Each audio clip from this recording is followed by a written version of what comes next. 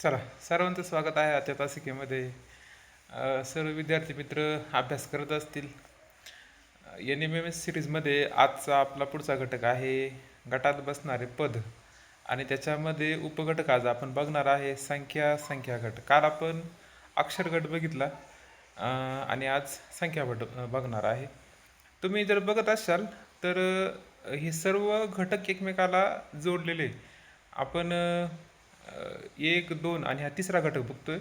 तर प्रत्येक ठिकाणी आपण काय करतोय, अक्षर, त्यानंतर संख्या आणि आकृती, असं एक सिक्वेन्समध्ये, जेणेकरून अभ्यास करणं आणि लक्षात ठेवणं पण सोपं जाईल आपल्याला.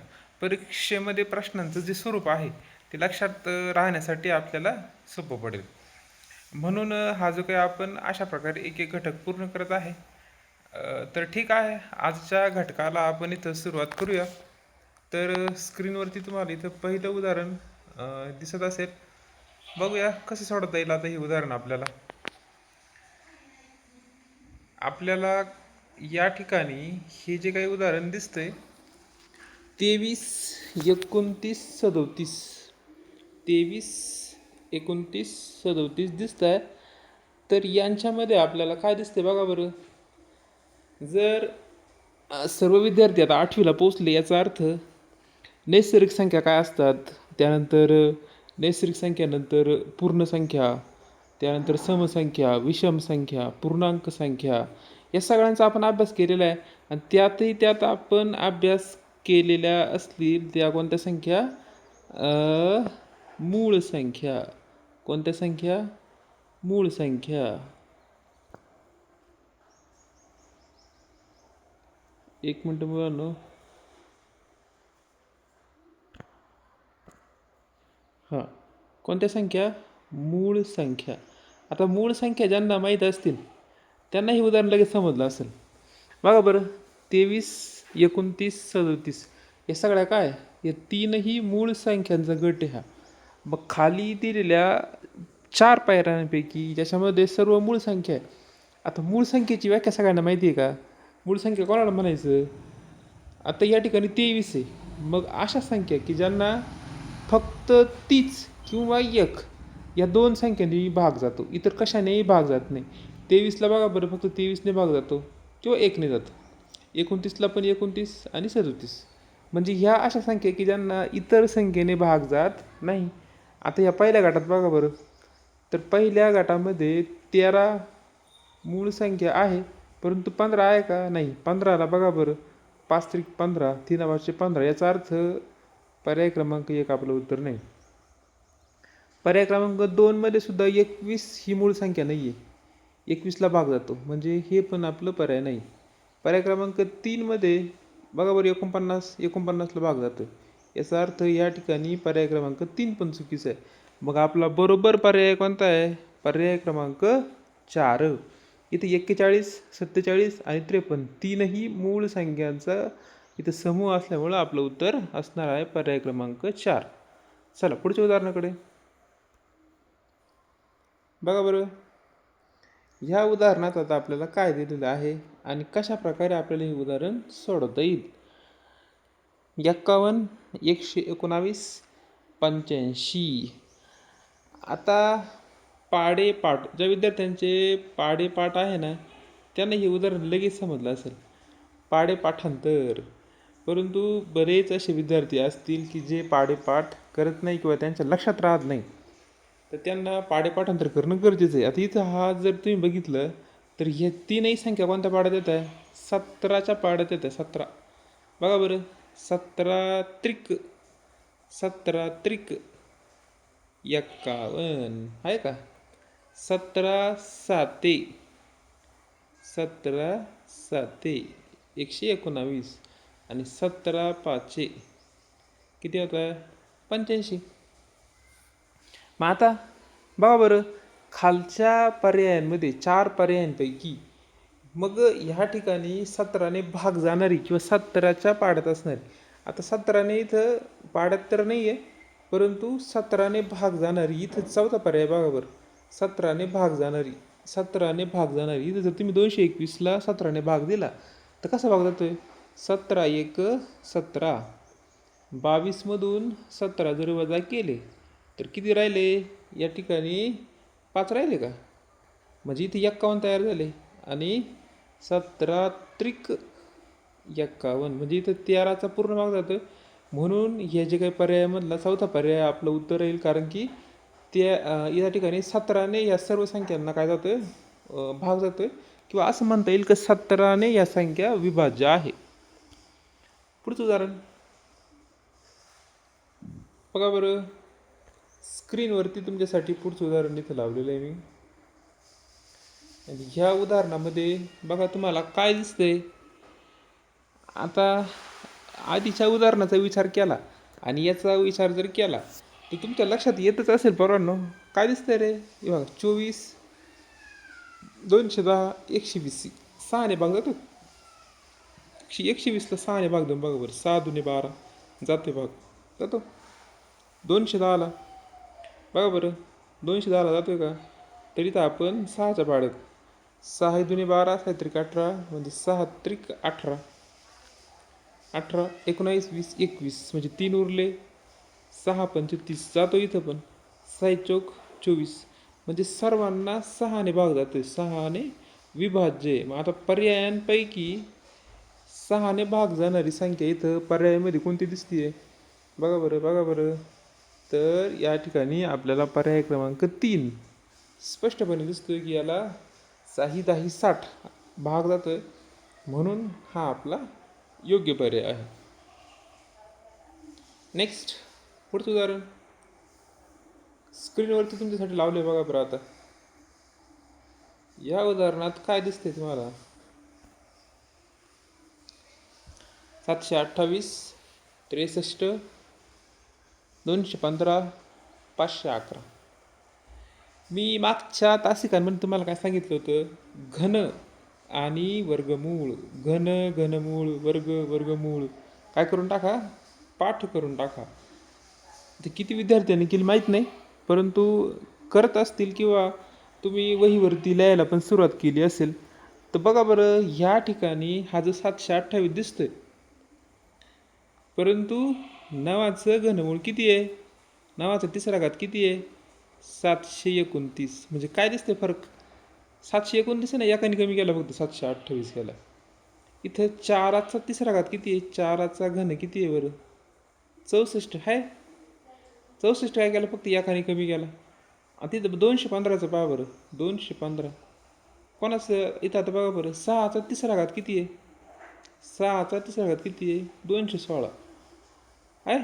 आता 511चं 8चा तिसरा घात किती आहे?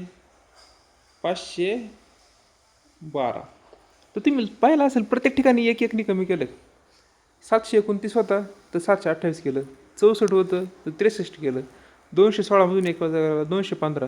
512तून एक वजा केला 511. म्हणजे नक्कीच पर्यायामध्ये ही जी काही 4 पर्याय दिसत आहे 1 2 3 4, याच्यामध्ये अशी एक संख्या आहे की ज्याच्यामध्ये घन आणि त्यातून एक वजा करायचा आहे. मग तुमच्या जर तुम्ही लक्षात तर तुम्ही घेतलं तर 7चा घन किती आहे? 7चा तिसरा घात किती आहे? 343 आहे. बघा बरं, 343मधून जर एक वजा केला तर कोणता पर्याय दिसतोय? 342 हे आपलं या ठिकाणी योग्य उत्तर आहे. कारण की बाकीचे हे तिसऱ्या घातापासून लांब लांबचे ऑप्शन आहे, बाकीचे चेक करायची गरज पण नाही. नेक्स्ट पुढचं उदाहरण स्क्रीनवरती तुमच्यासाठी बघा बरं. काय इथं संबंध शोधशाल, कशा प्रकारे सोडवता येईल? 132, 473, 594. बघा बघितलंच कळतंय की फरक वगैरे काढून फायदाच नाही, कारण की फरक स्थिर नाही आहे आणि गुणाकारही जरी केला तरी काही फायदा दिसत नाही. या ठिकाणी तुम्हाला काहीतरी वेगळ्या प्रकारे विचार करणे. हे बघा काय विचार करता येईल. बघा रे, या संख्या कशा तयार झाल्या? हा पहिला 1 आणि शेवटचा 2. 2 अधिक 1 किती होतं? 3. बघा तो मध्ये आला. इथे 4 अधिक 3, 4 आणि 3 किती होतं?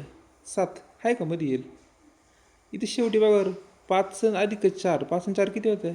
9. कुठं आलाय? मध्ये आला का? मग असा संबंध असलेला पर्यायामध्ये कोण आहे? बघा बरं, 4ही पर्याय जर आपण पडताळून पाहिले तर पहिला पर्याय तर चुकीचा आहे नाही, कारण की 7 आणि 1 इथं आत व्हायला पण 4 आला. दुसरा पर्याय 3 आणि 2 5 होते, हा पण चुकला. तिसरा पर्याय इथं बरोबर आहे बघा, हा 2 आणि हा 3 किती होत आहे 5, आणि मध्ये पण किती आला आहे 5 आला आहे, म्हणजे पर्याय क्रमांक 3 इथं बरोबर आहे. शेवटचा पर्याय हा पण चुकीचा आहे. याचा अर्थ पर्याय क्रमांक 3 हे आपलं योग्य उत्तर आहे. नेक्स्ट पुढचं उदाहरण तुमच्यासाठी स्क्रीनवरती या ठिकाणी शो करतोय बघा, आणि मला या ठिकाणी हे उदाहरण कसं सोडता येईल याच्याबद्दल आपण चर्चा करू. दोन दोन संख्यांचे गट दिले, आपण काय करू, याचं गुणोत्तर काढून पाहू. 32 80 कोणत्या वाढते ह्या दोन संख्या बघा बरं. 16 दुने 32 आणि 16 पंच 80. 16ने इथं भाग 2चा भाग गेला आणि इथं 16ने 5चा भाग गेला, म्हणजे 2 5. 26 आणि 65 कोणत्या पाड्यात आहे. 13 दुने 26 आणि 13 पाची 65. 42 आणि 105 कोणत्या पाड्यात आहे बघा बरं. 21 दुने 42 आणि 21 पाचे 105. याचा अर्थ पर्यायामध्ये जे काही 4 पर्याय आपल्याला दिले, ज्याचं गुणोत्तर 2/5 येतं ते आपलं उत्तर राहील. मग इथं जर तुम्ही चेक केलं तर 14 ते 30 कोणत्या एका पाड्यात नाही, हा पर्याय चुकला. दुसरा पर्याय पहा बरं. दुसरा पर्याय 9चा पाडा येतो सगळ्यांना. 9 दुने 18 आणि 9 पाचे 45, आणि इथं पुढं आपलं शोधण्याची गरज नाही, हेच आपलं उत्तर या ठिकाणी आहे. 2/5 इथं गुणोत्तर आलं. अशा प्रकारे आपल्याला ते उदाहरण सोडवता येईल. नेक्स्ट बघा बरं, आता हे या उदाहरणामध्ये आता काय दिसतंय. 29 40 53. आपण जर बघितलं तर फरक काढून बघूया बरं. फरक काढून बघूया, कारण की इथं दुसरा काय पर्याय दिसत नाही आहे. फरकच काढावा लागेल. 40 29 कितीचा फरक आहे 11चा. 29 आणि 11 किती झाले 40. 40 53. 53 मधून जर 40 मध्ये गेले तर किती उरत आहे, किती उरत आहे 13. म्हणजे पुढची संख्या बघा बरं का, आता विचार करा बरं. विषम संख्या माहिती का 11 13. 13च्या पुढची विषम संख्या किती आहे 15. 15 आहे, म्हणजे 53 मध्ये जर 15 मिळवले तर किती होतील बघा बरं. 5 आणि 3 8, आणि हा 5 आणि इथला 1 6 68. मग बघा बरं कोणता पर्याय. 68साठी पर्याय क्रमांक 2. अतिशय सोपं उदाहरण होतं. नेक्स्ट पुढचं उदाहरण स्क्रीनवरती तुमच्यासाठी.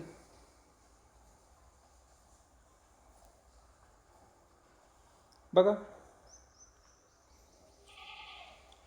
48 832 618. इथं फरक काढून फायदा नाही आहे, गुणाकाराचा असणार आहे.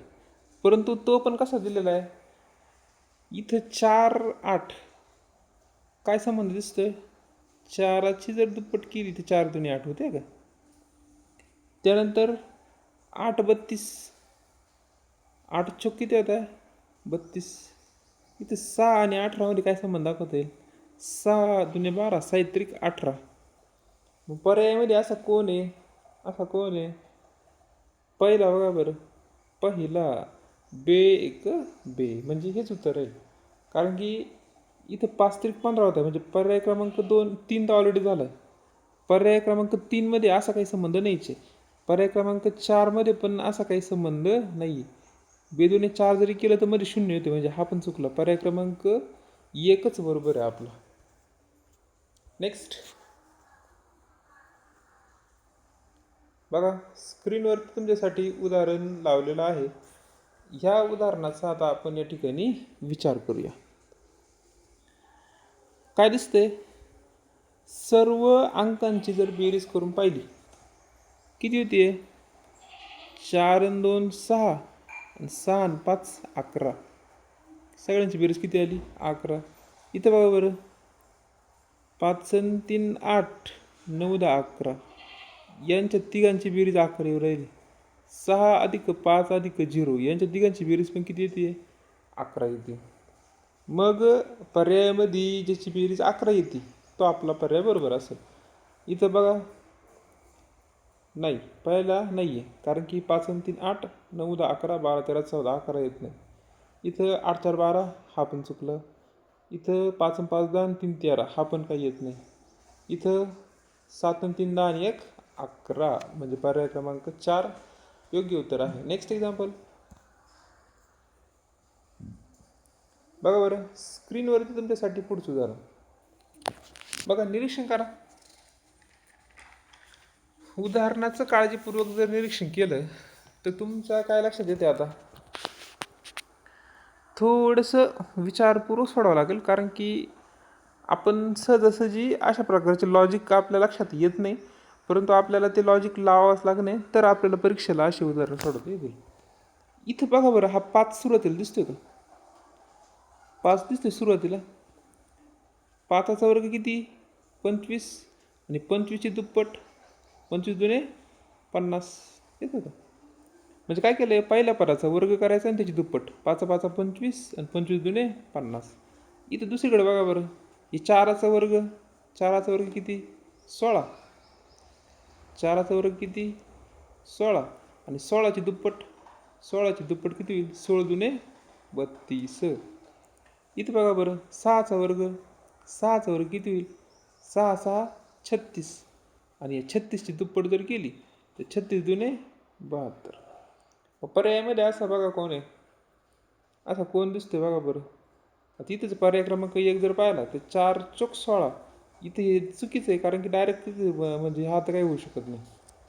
हा दुसरा पर्याय बघू बरं, 7 7 49, आणि 49 जुने किती होता? 98, म्हणजे हा बरोबर पर्याय इथं. तुम्ही पुढे जर सोडून पाहिलं तिसरा पर्याय तर नाही होत, कारण काय? 3 त्रिक 9, आणि 9ची दुप्पट 9 दुणे 18, म्हणजे इथं चुकलं हे पण. इथे हे पण काही चेक करण्याची आवश्यकता मला वाटत नाही, कारण की याच्यामध्ये तर तसा काही संबंध दिसत नाही काही, कारण की नावाचा वर्ग समजा आपण केला 81, आणि 81ची दुप्पट बेग बेबी 8 16 162, म्हणजे किती आलं? 160 आलं. याचा अर्थ हे पण चुकीचं आहे. पर्याय क्रमांक 2 हा आपला बरोबर आहे. चला नेक्स्ट एक्झाम्पल फळ्यावरती तुमच्यासाठी दिलं इथं बघा बरं, 496, 432, 464. याचा अर्थ प्रत्येक संख्या एकक स्थानी 4 2 6 आले, म्हणजे प्रत्येक संख्येला 4ने तर नक्कीच भाग जाते बघा. विभाज्य 4ने विभाज्य इथे आपण जर पाहिलं तर काय होतं? 4ने विभाज्य, याचा अर्थ 4ने इथं भाग जातं प्रत्येक संख्येला. येऊन पाहू आपण. 4 1 4, 4 दुणे 8, 1 उरला, 4 चौक 16. इथं दुसऱ्याच्यात 4 1 4, शून्याचा भाग झाला, 4 8 32, इथं पण भाग गेला. 4 1 4, इथे 4 1 4, आणि 4 4 24. याचा अर्थ सगळ्यांना 4ने भाग जातोय. मग पर्यायामध्ये असा कोण दिसतोय? पहिला दिसतोय बरोबर, 4 8 32, याला भाग जात नाही, कारण की 4च्या पाड्यात काय 18 नाही. पहिला पर्याय चुकला. दुसरा बघा बरं, 4 8 32, आणि 2 उरले, 4 24. याचा अर्थ पर्याय क्रमांक 2. पुढची 2 चेक करायची पण गरज नाही. पर्याय क्रमांक 2 आपलं उत्तर. नेक्स्ट पुढचं उदाहरण बघा, अशा प्रकारचे उदाहरण पाठीमागे सोडवलं आपण. इथं शक्यतो काय असतात? इथं शक्यतो आपल्याला दिसून येतंय की गुणोत्तर आहे. काय पाहणं? गुणोत्तर 12 आणि 42. कोणत्या पाड्यात आहे? 12 आणि 42. बघा बरं, 6 दुणे 12, आणि साइन 7 42. 18 आणि 63, 9 दुणे 18, आणि 9 7 63, म्हणजे 9 आपलं 2 आणि 7, 2 7चं गुणोत्तर आहे. पर्याय क्रमांक बघा बरं आता इथं 24 82 आहे का? असं काही संबंध नाही आहे. दुसरा पर्याय बघा बरं, इथं आहे 3 दुणे 6, आणि 3 7 21, म्हणजे पर्याय क्रमांक 2 बरोबर आहे. नेक्स्ट पुढचं उदाहरण काय दिलं बघा. काय काय संबंध दिसतोय? काय संबंध दिसतोय? 4, 16, 32 मध्ये काय संबंध आहे? तर या चाराचा तिथे 4 चौक 16 म्हणजे चाराचा वर्ग. चाराचा वर्ग. चाराचा वर्ग किती आहे? 16. आणि 16चे दुप्पट 16 × 2 = 32. चाराचा वर्ग आणि 16चे दुप्पट. 4 चौक 16 आणि 16 × 2 = 32. बघा पर्यायामध्ये असा कोण आहे? इथं 3 त्रिक 9 होतंय, बरोबर. 9 त्रिक 27 नाही आहे, हा चुकला. पर्याय क्रमांक 2 बघा बरं. इथं एकाचा वर्ग एकच व्हायला पाहिजे होता, ही दुसरा पण चुकला. पर्याय क्रमांक 3 बघा बरं. 5चा वर्ग 25 आणि 25ची दुप्पट म्हणजे 50. इथं बरोबर आता पर्याय क्रमांक 2 आला. इथं समजलं सगळ्यांच्या. 5चा वर्ग किती होईल? 25 आणि 25ची दुप्पट 25 दुने 50. बघा इथं बरोबर इथं. नेक्स्ट पुढचं उदाहरण बघा पोरांनो. असे जे मोठे उदाहरण येतील ना, इथं शक्यतो अंकांचा खेळ असतो बरं का. तुम्ही बसायचे नाही ते भागाकार बेरीज वजाबाकी गुणाकार करत. तर संख्या होतं काय, आपण परीक्षेला गेलो का, परीक्षेच्या वेळेस आपण आहे ना थोडंसं गडबडून जातो. संख्या काळजीपूर्वक बघत नाही किंवा त्या ठिकाणी डोकं शांत ठेवून विचार करत नाही. आता हे उदाहरण एखाद्या विद्यार्थ्याने बघितलं तर त्याला वाटेल बापरे खूप मोठ्या मोठ्या संख्या आहे, कसं सोडवायचं आणि काय सोडवायचं. पण इथं जर त्याने काळजीपूर्वक लक्ष जर गेलं असतं तर मध्ये बघा बरं 49 दिसतंय म्हणजे हा वर्ग आहे. 25, 81 हे सगळे वर्ग आहे. तर बघा आता कसं सोडवता येईल आपलं हे उदाहरण. इथं जर पाहिलं मध्ये तर 7×7 = 49 मध्ये 49 दिला. 5×5 = 25, 9×9 = 81. मग असा पर्याय इथं बघा बरं. पहिला 8×8 = 64 यायला पाहिजे होतं पण चुकलं. 6×6 = 36 आहे का? नाही, चुकलं. इथं 3 त्रिक 9 दिसतंय का? नाही. 4 चौक 16 हे आपलं इथं बरोबर उत्तर आहे. अतिशय सोपं उदाहरण होतं. नेक्स्ट पुढच्या उदाहरणाकडे जाऊया. स्क्रीनवरती नेक्स्ट एक्झाम्पल बघूया काय ह्या उदाहरणामध्ये दिलेलं आहे आणि कसं सोडवता येईल. संख्या बघून तुमच्या एक लक्षात आलं असेल. 25 कोणाचा वर्ग आहे? 5चा. 5चा वर्ग 25. इथं 49चं वर्गमूळ 7 म्हणजे 7चा वर्ग 49 आणि 6चा वर्ग 36. याचा अर्थ क्रम फक्त काय केलंय, इथं 5 नंतर इथं 6 आला. याचा अर्थ 7 नंतर इथं पुढे काय यायला पाहिजे? 8चा वर्ग यायला पाहिजे ना. मग 8चा वर्ग 8×8 = 64. पर्याय क्रमांक 1 हे आपलं काय इथं बरोबर उत्तर. चला पुढे जाऊया नेक्स्ट एक्झाम्पलकडे. बघा इथं स्क्रीनवरती तुमचं एक उदाहरण दिसतंय. 8वीचे विद्यार्थी अपूर्णांकांचा अभ्यास तुम्ही बऱ्याच वर्षापासून करताय. 6वीमध्ये केला असेल, 7वीमध्ये केला आहे, आता 8वीला पण करणार आहे. मग इथं हे अपूर्णांक तुम्ही जर बघितले तर यांचे छेद बघा बरं. छेद 31 बघा इथं 31 आणि 17 म्हणजे छेद मोठं आहे. इथं दुसऱ्याचं 61 छेद आहे आणि 41 अंश आहे म्हणजे इथं पण छेद मोठा आहे. 31 अंश 41 छेद इथं पण छेद मोठा आहे. म्हणजे इथं तीनही संख्यांचे छेद मोठे म्हणजे हा अपूर्णांक कोणता आहे? छेदाधिक अपूर्णांक.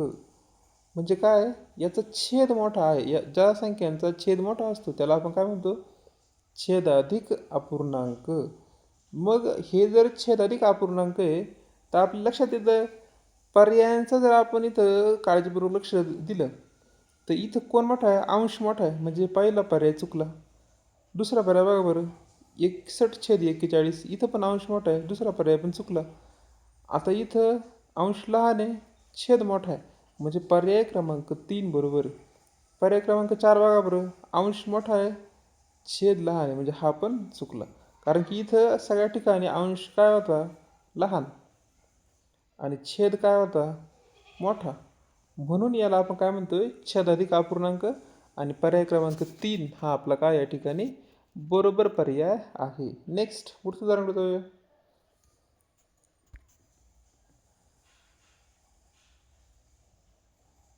बघा 468, 356, 247. तर इथं काय लॉजिक आहे? प्रत्येक ठिकाणी लॉजिक आहे. ह्या संख्यांमध्ये लॉजिक आहे. तुम्ही प्रत्येक ठिकाणी बेरीज वाजवा गुणाकार करत बसले तर तुमचा वेळ जाईन. तर इथं काय लॉजिक आहे बघा बरं. इथं हे 2, इथं काय आला 3, 3 नंतर काय आला 4. याचा अर्थ या 2च्या आधी इथे काय यायला पाहिजे होतं 1. म्हणजे ज्या संख्येची सुरुवात 1 ने झाली, कोणता पर्यायामध्ये 1 दिसतं? पर्याय क्रमांक 1. इथे 134. याचा अर्थ 134 हे आपलं उत्तर आहे. नेक्स्ट बघा स्क्रीनवरती तुमच्यासाठी उदाहरण.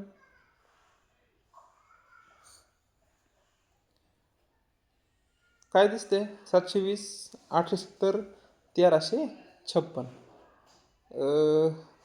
3 आणे विभाज्य, 3 ने भाग होते बघा. 2 आणे नाही आहे, 3 ने जातो. 3 ने विभाज्य, 3 ने विभाज्य आहे. प्रत्येक संख्येला 3 ने भाग जातो.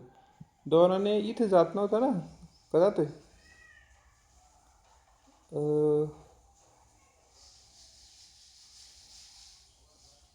नव्हतं जात ना, म्हणून आपण इथे 3 आणे देऊन टाकू. चाल 3 ने इथं 720ला भाग जातोय का?